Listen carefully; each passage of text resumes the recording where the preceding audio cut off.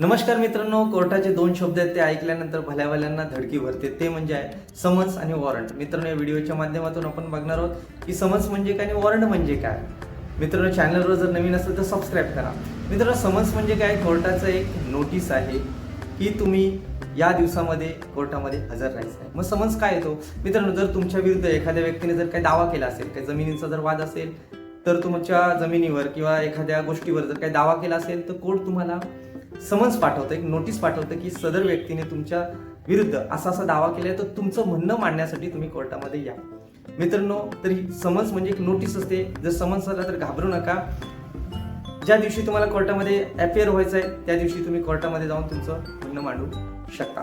परंतु मित्रांनो, संबंधित व्यक्तीला कोर्टाने वारंवार समन्स काढून जर कोर्टामध्ये तो व्यक्ती हजर राहत नसेल तर कोर्ट त्याला वॉरंट काढतं. वॉरंट म्हणजे काय की कोर्ट पोलिसांना सांगतं की संबंधित व्यक्ती हा वारंवार सांगून सुद्धा जर येत नसेल तर आता त्यांना पकडून आणा. तर हे झालं वॉरंट. म्हणून मित्रांनो, समन्सची वॉरंटमध्ये रूपांतर होईपर्यंत तुम्ही वाट बघू नका.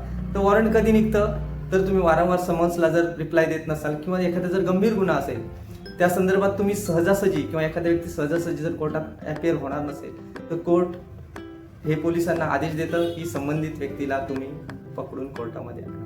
मित्रांनो, समन्स असतं त्याची व्हॅलिडिटी कधीपर्यंत असते तर समन्सची व्हॅलिडिटी म्हणजे समन्स हा त्या दिवसापर्यंतच हे असतो, व्हॅलिड असतो की ज्या दिवसापर्यंत तुम्हाला कोर्टामध्ये अपिअर व्हायचं आहे. परंतु वॉरंट हा संबंधित गोष्टीची जोपर्यंत पूर्तता होत नाही तोपर्यंत व्हॅलिड असतो. म्हणजे एखाद्या व्यक्तीवर जर वॉरंट निघाला तर कोर्ट तो वॉरंट कॅन्सल करत नाही तोपर्यंत किंवा मग त्याची पूर्तता होत नाही तोपर्यंत. म्हणजे एखाद्या व्यक्तीला जर पकडून आणायचं असेल तर जोपर्यंत त्याला पकडून आणत नाही तोपर्यंत वॉरंट हे व्हॅलिड असतं. मित्रांनो, अशाच कायदेशीर माहिती करता चॅनल सबस्क्राईब करा, लाईक करा. या संदर्भात तुमचे काही प्रश्न असतील तर कमेंट सुद्धा करा. खूप खूप धन्यवाद.